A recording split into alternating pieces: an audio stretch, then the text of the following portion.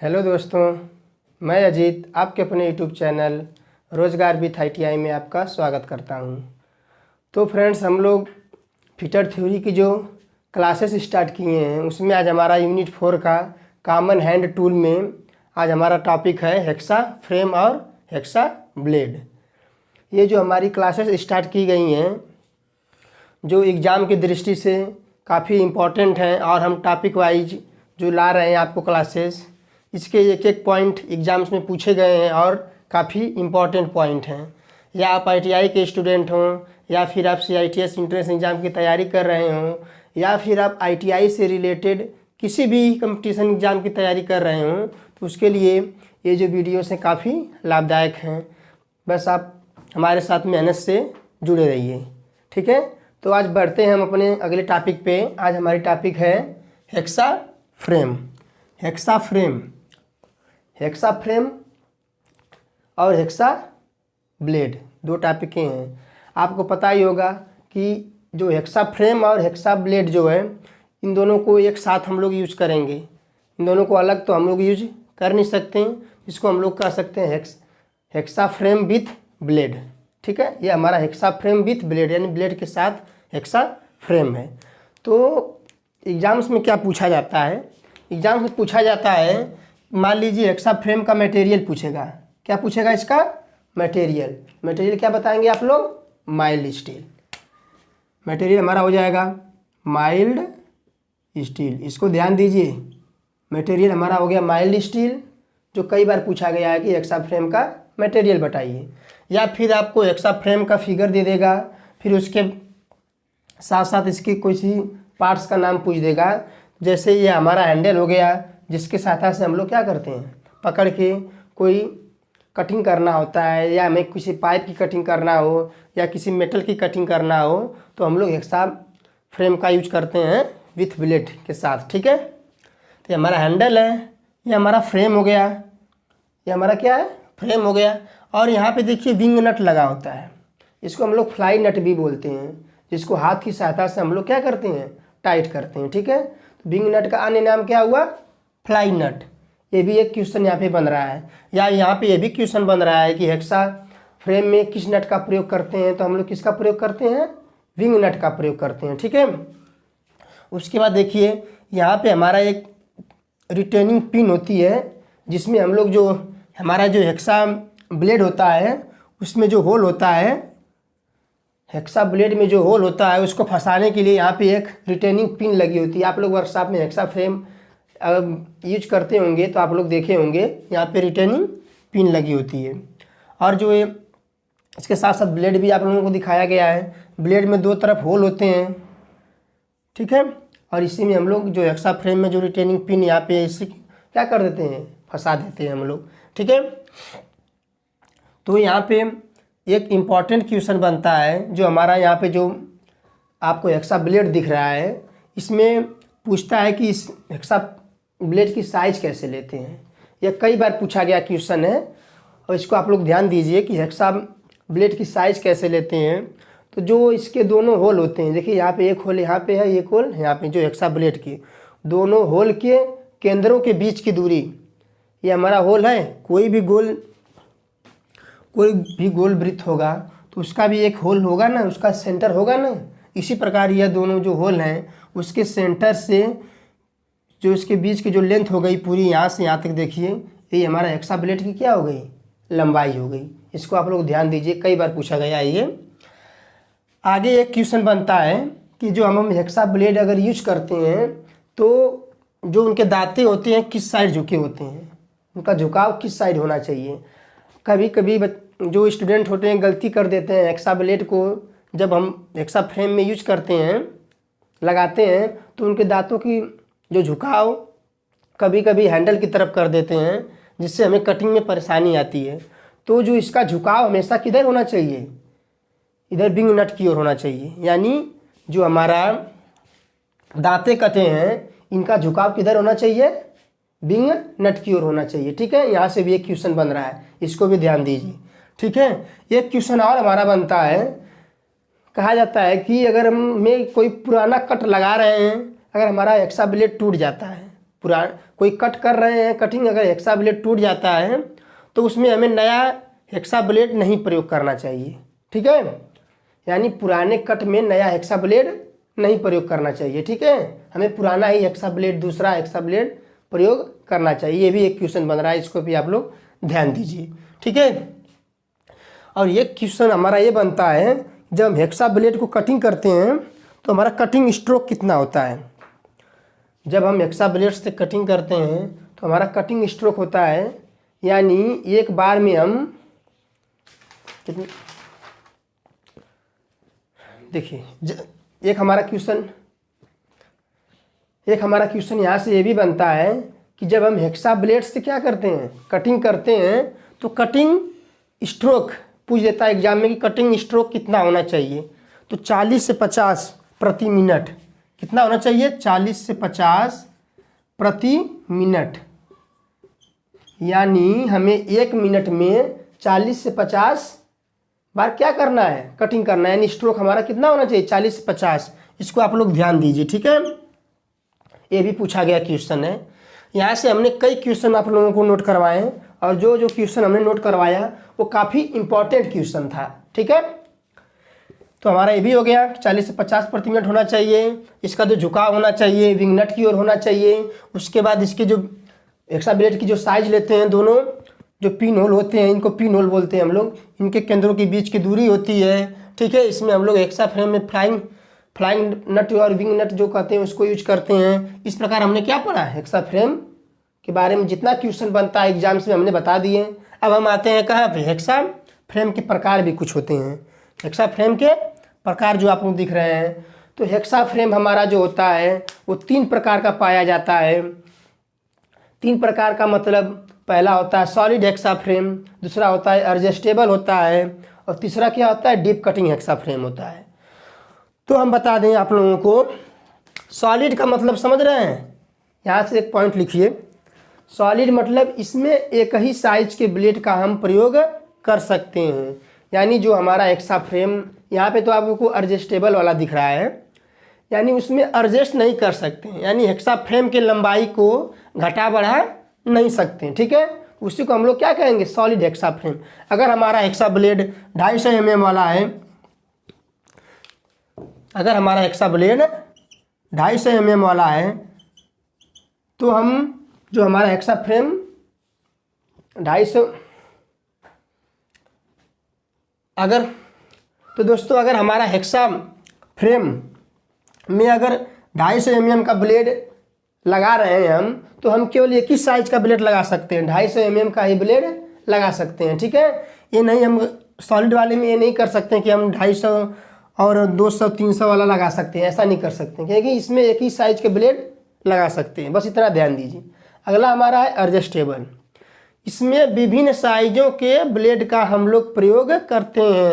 Adjustable मतलब ही इसको हम लोग एडजस्ट कर सकते हैं। जैसे देखिए ये एडजस्टेबल है, यहाँ पे हमारा क्या बना है, यहाँ पे जो होल बने हैं इसमें हम जो इसका फ्रेम होता है जो अंदर चला जाता है, और यहाँ पे फिक्स जितने होल होते हैं वहाँ पे हम लोग फिक्स कर देते हैं। यानी इसके साइज को हम लोग घटा बढ़ा सकते हैं, ठीक है। आगे देखिए हमारा डीप कटिंग हेक्सा फ्रेम।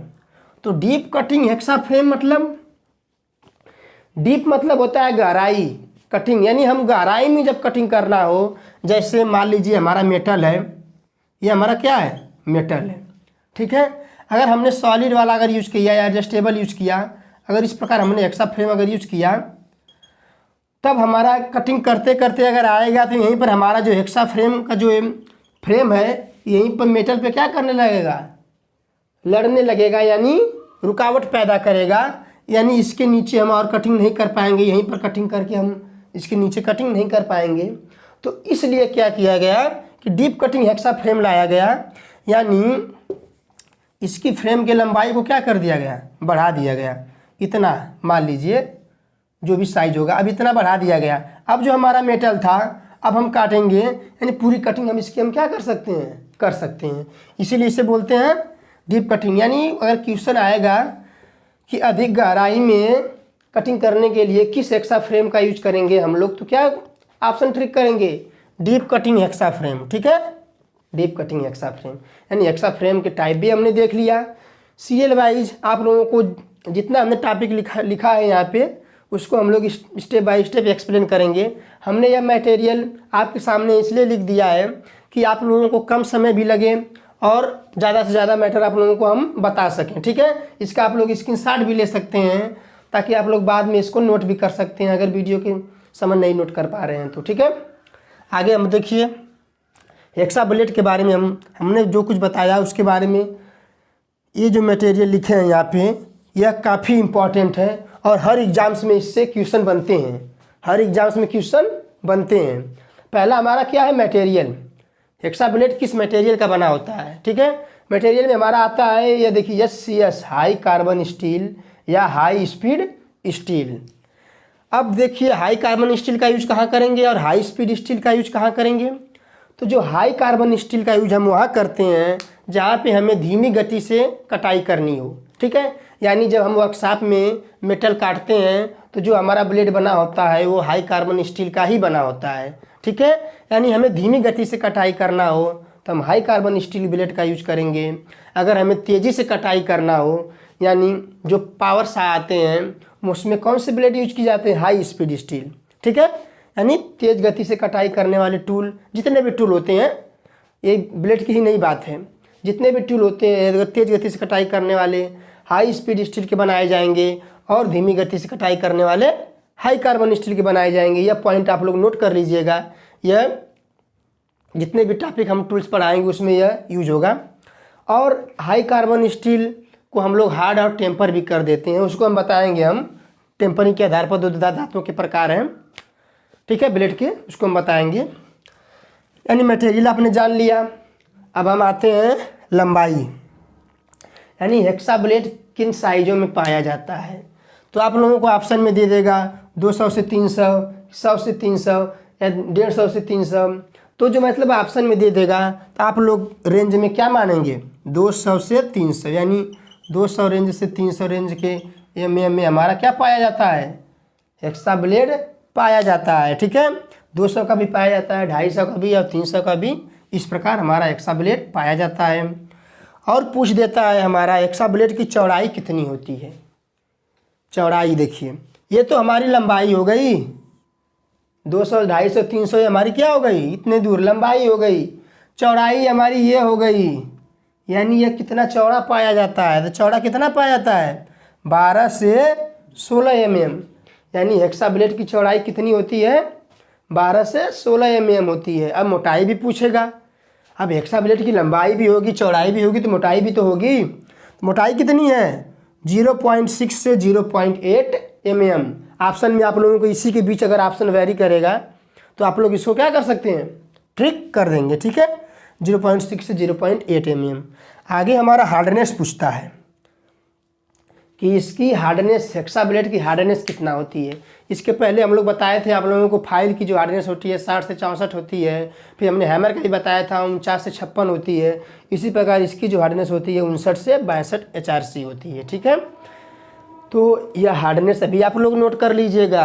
यानी जितना मटेरियल लिखा गया है सब कंपटीशन एग्जाम में पूछा गया है और आप लोग सब पॉइंट नोट करिएगा, ठीक है।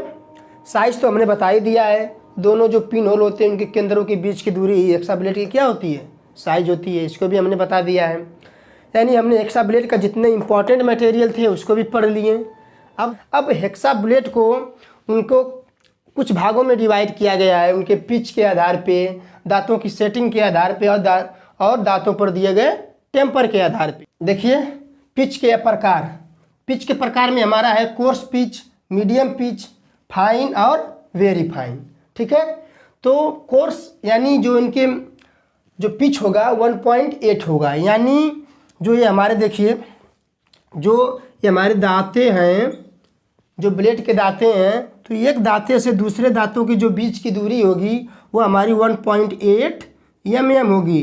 यानी दांतों के बीच की दूरी इसमें ज़्यादा है, इसलिए यह क्या है, कोर्स पिच है, ठीक है। मीडियम में आएंगे यानी दांतों की दूरी थोड़ा कम होगी, यानी अब यहाँ पे क्या हो जाएगा 1.4 हो जाएगा, यानी दांतों की दूरी कम हो गई। फिर जैसे फाइन में आएंगे, अब दांतों की दूरी कितना हो गई, 1 mm हो गई, दांतों की दूरी 1 mm हो गई। जब हम वेरी फाइन में आएंगे तो दांतों की दूरी और कम हो जाएगी, 0.8 हो जाएगी, यानी आप लोग इसको आसानी से याद भी कर सकते हैं।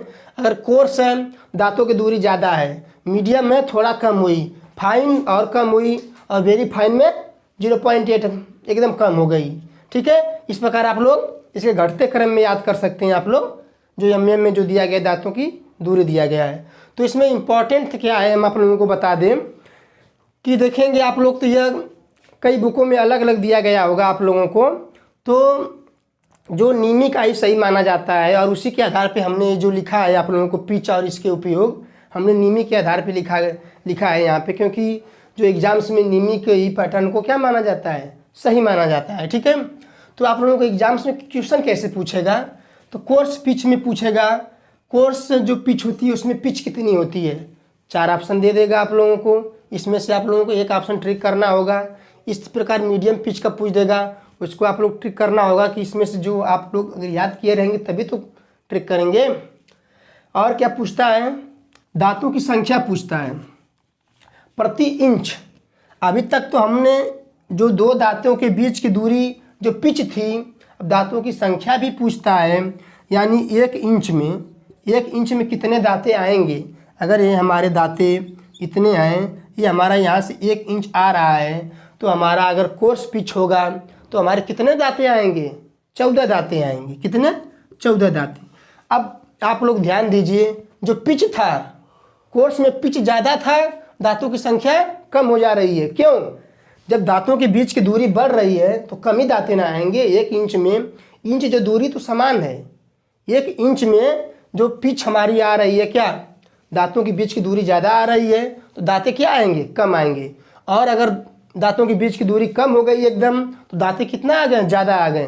तो इस प्रकार आप लोग कंसेप्ट बनाकर अपने माइंड में आप लोग याद कर सकते हैं। ठीक है, तो ये भी पूछा देता है कि इंच प्रति इंच दांतों की संख्या कोर्स में कितना होगा, मीडियम में कितना होगा, फाइन में और वेरी फाइन में। 14, 18, 24 और 32, इस कंसेप्ट को आप लोग इसके हिसाब से माइंड में रख लीजिएगा और इसको आप लोग नोट कर लीजिएगा, क्योंकि हर एग्जाम्स में, कंपटीशन एग्जाम से इसी से क्वेश्चन उठाता है, अधिक क्वेश्चन यहीं से उठाता है। और इसके यूज भी पूछ देता है। कोर्स पिच वाले का कहाँ यूज करेंगे, तो हमने लिखा है जो सॉफ्ट मेटल के लिए, ब्रास, कास्ट आयरन, ब्रॉन्ज जैसे मेटल होंगे, तो हम लोग किसका यूज करेंगे, कोर्स पिच का यूज करेंगे। इसी प्रकार हमारा आता है मीडियम पिच में, जो टूल स्टील हो गया, हाई कार्बन स्टील हो गया और हाई स्पीड स्टील के लिए हम लोग मीडियम वाले पिच का यूज करेंगे।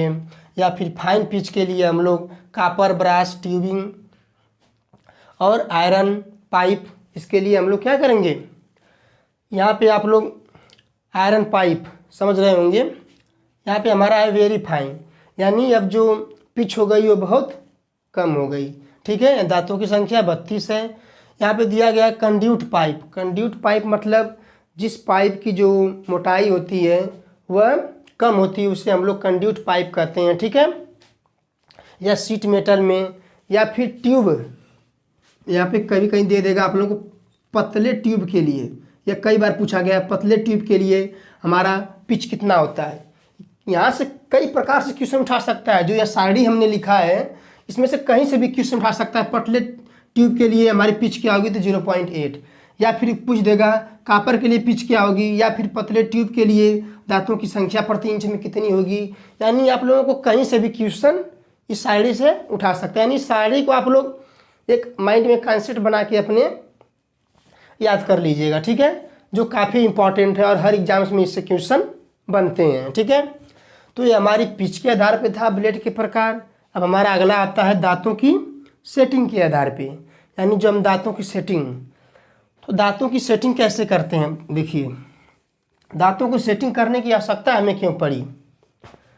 देखिए दांतों की सेटिंग, देखिए इसमें क्या, सिंगल स्टैंडर्ड सेटिंग, यानी सिंगल स्टैंडर्ड, यानी एक दांता इसमें दाएं होगा, एक दांता बाएं होगा, फिर एक दांता दाएं, एक दांता बाएं, और 5वां दांता हमारा क्या होता है, सीधा होता है। जो 5वां दांता सीधा रखा जाता है, उससे जो हम मेटल काटते हैं तो हमारा मेटल क्या होता है, जो उसमें से चूड़ के रूप में जो निकलता है वह बाहर निकल जाता है, जो सीधा दांता रखते हैं हम लोग। ठीक है, तो और इस प्रकार हमारा जो दांता जो हम दाएं और बाएं रख रहे हैं, इससे जो हमारा कट बनता है, ध्यान से समझिए कि दांतों की सेटिंग क्यों करनी पड़ी। जो हमारा इससे कट बनता है वह कट जो ब्लेड की जो मोटाई होती है उससे थोड़ा ज़्यादा बनता है। मान लीजिए हमारे ब्लेड की मोटाई कितनी थी, 0.6 से 0.8 है, तो हमारा जो कट बनेगा मान लीजिए 1 mm तक का बनेगा। इससे जो हमारा हेक्सा जो होता है ब्लेड, जो हमारे कट में फंसता नहीं है। अगर हमारा दांतों की सेटिंग नहीं की जाती तो हमारा जो हेक्सा ब्लेड कटिंग में फंसने लगता और हमें हेक्सा चलाने में प्रॉब्लम आती। इसीलिए इस दांतों की सेटिंग दी जाती है, ठीक है। तो सिंगल स्टैंडर्ड सेटिंग में क्या होता है, एक दांता दाएं, एक दांता बाएं और पांचवा दांता सीधा रखा जाएगा। जो दांता सीधा होगा वो जो चूड़ के रूप में जो हमारा कटिंग होगा उसको बाहर निकालेगा। यहाँ यूज किस लिए करते हैं, इसका यूज किस लिए करते हैं, कोर्स पिच ब्लेड में। यह कहाँ यूज होती है, कोर्स पिच, यानी ये जो पिच होगा, यानी जिस ब्लेड के दांते दूर दूर होंगे वहाँ पे हम लोग सिंगल स्टैंडर्ड सेटिंग लगाएंगे, ठीक है। अब डबल स्टैगर्ड सेटिंग क्या होती है, इसमें क्या होता है, दो दांता दाएं होता है, दो दांता बाएं होता है और पांचवा दांता सीधा रखा जाता है। इसमें डबल यानी दो दो हो गए, ठीक है। और इसका यूज मीडियम पिच वाली, इसका यूज मीडियम पिच वाले, इसको आप लोग ध्यान दीजिए, मीडियम पिच ब्लेड में होती है, ठीक है। और जिग जैग सेटिंग या वेब सेटिंग यह कहाँ पे की जाती है, ये फाइन और वेरी फाइन वाले में, यानी जहाँ पे दांते बहुत पास पास होंगे वहाँ पे हम लोग किसका यूज करेंगे, जिग जैग या वेब सेटिंग का यूज करेंगे, ठीक है। और यह कई बार पूछा गया है कि जिग जैग और वेब सेटिंग में किसका यूज करते हैं, किस पिच का यूज करते हैं, तो आप लोग क्या बताएंगे, फाइन या वेरी फाइन पिच ऑप्शन में दिया रहेगा, ठीक है। और जहाँ पर हमें लहर के रूप में भी अगर काटना होता है तो वहाँ पर भी हम लोग इसका यूज करते हैं, ठीक है। आगे हम लोग देखते हैं दांतों पर दिए गए टेम्पर।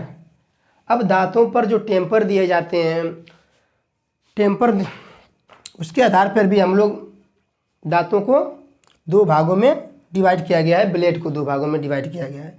पहला हमारा आता है ऑल हार्ड ब्लेड, यानी हमारे पूरे ब्लेड को क्या कर दिया गया है, हार्ड कर दिया गया है, ठीक है। तो हार्ड कर दिया गया है तो पूरे ब्लेड को में केवल पिन होल को छोड़कर, केवल पिन होल को छोड़कर इसमें हम लोग पूरे ब्लेड को क्या कर देते हैं, हार्ड कर देते हैं। और इसका यूज हम लोग कहाँ करते हैं, हाई कार्बन स्टील वाले मटेरियल के लिए और टूल स्टील मटेरियल के लिए हम लोग किसका यूज करेंगे, यानी हार्ड मेटल के लिए ऑल हार्ड ब्लेड का यूज करेंगे, ठीक है। यहाँ से भी क्वेश्चन बन रहा है कि ऑल हार्ड ब्लेड का यूज कहाँ करेंगे, तो हाई कार्बन स्टील या टूल स्टील के लिए। अगला क्वेश्चन हमारा क्या बनता है, हाफ हार्ड ब्लेड, यानी इसमें हम ब्लेड को पूरा हार्ड नहीं करेंगे, जो दांते होते हैं हम उनके आधे भाग को ही हार्ड करेंगे। अगर ये हमारे दांते हैं इनके आधे भाग को हम लोग क्या कर देते हैं, हार्ड कर देते हैं। यह हार्ड हम लोग इसलिए करते हैं क्योंकि यह हाफ हार्ड ब्लेड, यानी हमें इसमें हार्ड नहीं करना है, यह सॉफ्ट मेटल यानी कर्व्ड लाइन में अगर हमें कोई कटिंग अगर इस तरह कर्व्ड लाइन में करना है तो हम क्या करेंगे, इस ब्लेड का यूज करेंगे।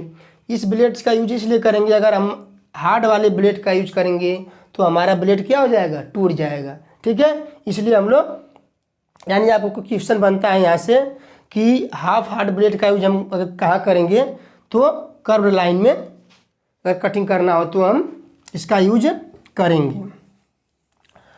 तो इस प्रकार हमने जो साड़ी यहाँ पे बनाई है यह काफ़ी इम्पॉर्टेंट है और हर एग्जाम्स में पूछी गई क्वेश्चन इसमें है, इसको आप लोग ध्यान से देख लीजिएगा, ठीक है। तो इस प्रकार हमने आज हेक्सा फ्रेम और हेक्सा ब्लेड पढ़ा। इसी प्रकार जो हमारी फीचर थ्योरी की क्लासेस कंटिन्यूअस चल रही हैं, ठीक है। तो अब देखिए, अब हम लोग एक क्वेश्चन और यहाँ से बनता है कि इसका स्पेसिफिकेशन कैसे करते हैं, ठीक है। तो स्पेसिफिकेशन में क्या होता है हमारा, तो पहले हम क्या बोलेंगे, अगर हमें कहीं बाज़ार में या मार्केट में अगर हेक्सा ब्लेड खरीदना है तो हम लोग क्या कहेंगे पता है, हैंड हेक्सा। पहले हमारा क्या होगा, हैंड हेक्सा, फिर उसके बाद hand hexa blade, hand hexa blade, यानी जो हमारा ब्लेड है वह हैंड हेक्सा के लिए लिया जा रहा है। 300 mm hand hexa blade 300 mm। फिर उसके बाद इसकी हम लोग चौड़ाई भी बताएंगे, मान लीजिए 16 mm, फिर इसके बाद इसकी मोटाई भी बताएंगे।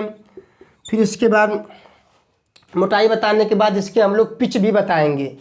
क्या पिच भी बताएंगे कि हमें कौन से पिच वाला चाहिए, तो हमें कोर्स पिच वाला चाहिए तो हम कोर्स पिच बताएंगे। फिर उसके बाद हम दांतों की सेटिंग बताएंगे कि हमें किसके पर्पस के लिए यूज हो रहा है। तो कोर्स है तो हम सिंगल स्टैंडर्ड सेटिंग वाला खरीदेंगे। इस प्रकार क्या करेंगे, हमें अगर हार्ड मटेरियल है तो हम बोलेंगे कि हमें ऑल हार्ड ब्लेड चाहिए या हाफ हार्ड ब्लेड चाहिए, यानी हमें अगर हेक्सा ब्लेड खरीदना है तो हमें इतने प्रोसेस को बताना पड़ेगा। ठीक है, इस प्रकार हमने हेक्सा ब्लेड का स्पेसिफिकेशन भी जान लिया कि हेक्सा ब्लेड का स्पेसिफिकेशन कैसे करते हैं। तो इस प्रकार हमने हेक्सा ब्लेड्स और हेक्सा से संबंधित जितना भी क्वेश्चन एग्जाम्स में आपको बनते हैं उनने सब बता दिया। और इसी के साथ हम अपने वीडियो को समाप्त करते हैं और मिलते हैं फिर अपने अगले वीडियो में। तब तक के लिए जय हिंद।